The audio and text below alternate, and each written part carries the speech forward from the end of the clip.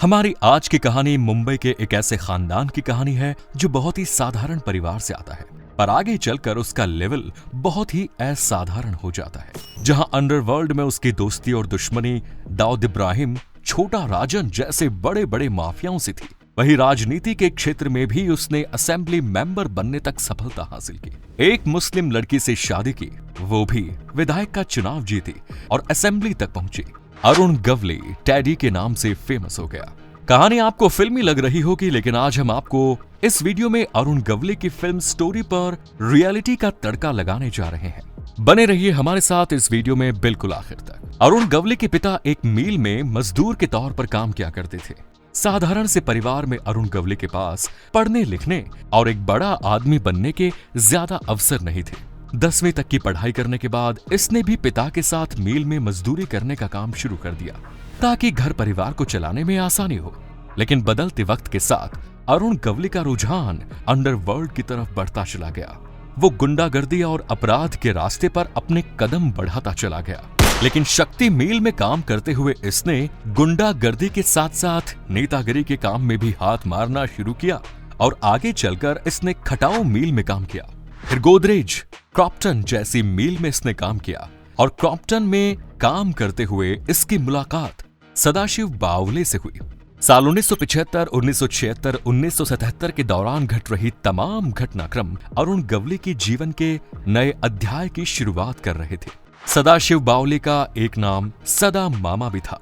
सदा मामा जुर्म की दुनिया से कनेक्टेड था और आगे चलकर अरुण गवली का भी कनेक्शन जुर्म की दुनिया से हो गया।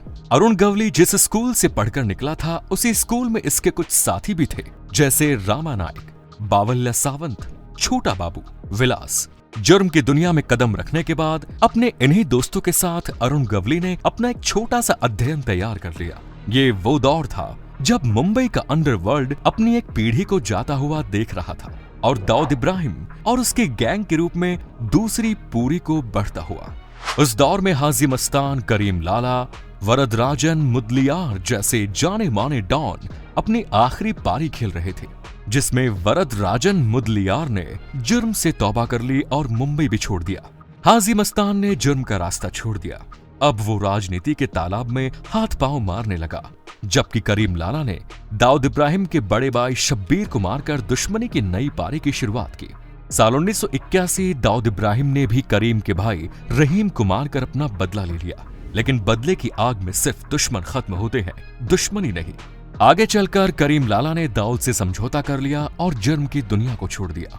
दोस्तों, हमारे नए साथियों से निवेदन है कि अब तक अगर उन्होंने चैनल को सब्सक्राइब नहीं किया है तो जल्दी से चैनल को सब्सक्राइब कर लीजिए। अब मुंबई पर दाऊद इब्राहिम और उसके साथियों का सिक्का चलने लगा। इस दौरान अरुण गवली, छोटा राजन और दाऊद इब्राहिम एक दूसरे के दोस्त और सहयोगी हुआ करते थे। साल 1990 के आते आते दाऊद इब्राहिम ने अपनी पहुंच को भारत से बाहर दुबई जैसे देशों में भी बढ़ाना शुरू कर दिया। उसने अपना अड्डा दुबई में भी बना लिया। लेकिन इस समय तक मुंबई पर राज करने की होड़ ने तू छोटा मैं बड़ा के कॉम्प्लेक्स को जन्म दिया। अरुण गवली दाऊद इब्राहिम के रिश्ते में खटास आना शुरू हो गई और दुश्मनी की शुरुआत हुई। आगे चलकर छोटा राजन और दाऊद इब्राहिम के रिश्ते खराब हुए। छोटा राजन मलेशिया से ऑपरेट करने लगा, दाऊद इब्राहिम दुबई में बैठा था। मुंबई में डॉन का स्पेस खाली हुआ तो अरुण गवली ने इस मौके को पकड़ने में कोई कसर बाकी नहीं रखी। उसके कंपटीशन में केवल अमर नायक था।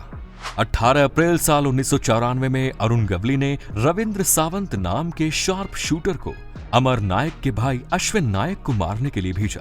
रविंद्र सावंत ने बाकायदा कोर्ट परिसर के भीतर जाकर अश्विन नायक के सिर में गोली मारी, लेकिन वो मरा नहीं बल्कि घायल होकर हॉस्पिटलाइज्ड हो गया। इस घटनाक्रम के बाद मुंबई पुलिस हरकत में आई और उसने एक एक करके अंडरवर्ल्ड के जितने भी डॉन और गुंडे माफिया थे उनका एनकाउंटर करना शुरू कर दिया। इस एनकाउंटर में अमर नायक मारा गया। पुलिस ने अश्विन नायक को भी अरेस्ट कर लिया। अब अरुण गवली के मुंबई का डॉन बनने का रास्ता साफ हो चुका था। बाद में ये बात भी सामने आई कि पुलिस को अमर नायक की इंफॉर्मेशन देने वाला दाऊद इब्राहिम ही था। एक समय था जब मुंबई अमर नायक और अरुण गवली के लोगों के बीच की गैंग वार को देखती थी। अमर नायक के मरने के बाद अब ये गैंग वॉर दाऊद इब्राहिम और अरुण गवली के लोगों के बीच होने लगी। अरुण गवली का पलड़ा भारी पड़ रहा था, इसीलिए दाऊद इब्राहिम के बड़े नामचीन गुंडे और शूटर्स मुंबई छोड़ चुके थे। अरुण गवली ने सेंट्रल मुंबई में स्थित दगड़ी चाल को अपना अड्डा बनाया, जहां उसने बाकायदा 700 से 800 लोगों को केवल अपनी हिफाजत के लिए रखा। सभी हथियार चलाने में माहिर थे। इस पूरे एरिया को उसने किले की तरह बदल कर रख दिया। ये पहला डॉन था जिसने लोगों को बाकायदा सैलरी पर रखा। वो उनके स्वास्थ्य और खाने पीने के साथ साथ परिवार का भी ध्यान रखता था। इतना ही नहीं, दगड़ी चाल के उन लोगों की भी मदद किया करता था जो उसके गैंग का हिस्सा नहीं थे। यही वजह थी कि यहाँ से इसका नाम डैडी पड़ गया। अरुण गवली का ये किला इतना मजबूत हो गया था कि दुश्मन तो छोड़िए, पुलिस भी इस दगड़ी चाल में घुसने की हिम्मत नहीं कर पाती थी। यहाँ से अरुण गवली ने सुपारी लेकर हत्या कराने, अवैध वसूली और दूसरे गलत धंधे कराने चालू किए। इसने इतनी ज्यादा सुपारी लेना शुरू किया कि इसका नाम ही सुपारी किलर पड़ गया। आगे चलकर इसने मुंबई के बड़े बड़े बिजनेसमैन और बिल्डर से भी अवैध वसूली शुरू की। वो पहला ऐसा डॉन बन गया जिसने बड़ी ही सफलतापूर्वक मुंबई के बिल्डरों और व्यापारियों से पैसे वसूले और अपने आप को मुंबई में स्थापित किया। साल 1993 के ब्लास्ट और दंगों के बाद अंडरवर्ल्ड में भी हिंदू मुस्लिम की लकीर खिंच गई। हिंदू डॉन के तौर पर अरुण गवली को प्रोजेक्ट किया जाता था। मुस्लिम डॉन के तौर पर दाऊद इब्राहिम को। कई बार शिवसेना प्रमुख बाला साहेब ठाकरे के बयानों से भी ये संकेत मिले कि वो हिंदू डॉन के तौर पर अरुण गवली का नाम लेते हैं। जब एक बार अरुण गवली को पुलिस ने गिरफ्तार किया तो बाला साहब ठाकरे ने यह भी बयान दिया कि पुलिस हिंदू डॉन को गिरफ्तार कर रही है, जबकि मुस्लिम डॉन बाहर है। ये वो दौर था जब अरुण गवली की पुलिस वालों से भी 60 गांठ थी। इतना ही नहीं, पुलिस वाले उसके पैरोल पर भी थे। बाद में डॉन से रिश्ता रखने के चक्कर में ऐसे पुलिस वालों से भी सवाल किए गए, लेकिन अरुण गवली का अवैध वसूली का सुपारी का धंधा अभी भी जारी था। उसके ऊपर पुलिस के साथ साथ दुश्मनों का भी प्रेशर पड़ रहा था। उसने आगे चलकर शिवसेना से अलग अखिल भारतीय सेना के नाम से एक पार्टी बनाई और राजनीतिक गलियारे तक अपना रास्ता बनाने की कोशिश करने लगा। साल 2004 के चुनाव में अरुण गवली ने लगभग 20 आदमी चुनाव के मैदान में उतारे। इनमें से अधिकतर को हार का सामना करना पड़ा, लेकिन खुद अरुण गवली चिंचपोकली सीट से अच्छे खासे मार्जिन से जीता और विधानसभा भवन तक पहुंच गया। अगर अरुण गवली पर लगे मुकदमों की बात करें तो उसके ऊपर 40 से अधिक अपराध दर्ज थे, लेकिन शिवसेना छोड़ने के बाद कुछ अपराध खुन्नस की वजह से भी लगाए गए। इसके अलावा और कोई ऐसा नहीं था जो अदालत में खड़े होकर इसके खिलाफ गवाही दे सके। यही वजह थी कि कोर्ट में उसके ऊपर कभी कोई मुकदमा साबित नहीं हो पाया। लेकिन साल 2008 में इसने शिवसेना के एक नेता और कॉर्पोरेटर कमलाकर जान संदेकर की 30 लाख रुपए में सुपारी ले ली। कमलाकर को जान से मार दिया गया। इस मामले में शिवसेना ने सख्त एक्शन लिया। अरुण गवली के शूटर्स को पकड़ा गया और इसमें अरुण गवली का भी नाम आया। मुकदमा हुआ और लोअर कोर्ट से अरुण गवली को इस मामले में उम्र कैद की सजा हुई, जो कि हाई कोर्ट से भी बहाल रही। फिलहाल अरुण गवली नागपुर सेंट्रल जेल में अपनी सजा काट रहा है। इस मामले में अरुण गवली की गिरफ्तारी के बाद इसके गैंग का बहुत बुरा हाल हुआ। पुलिस ने एक एक करके इसके तमाम लोगों को एनकाउंटर में ढेर करना शुरू किया। पुलिस के डर से बहुत सारे लोगों ने मुंबई छोड़ दी। साल 2017 में अरुण गवली पैरोल पर बाहर आया।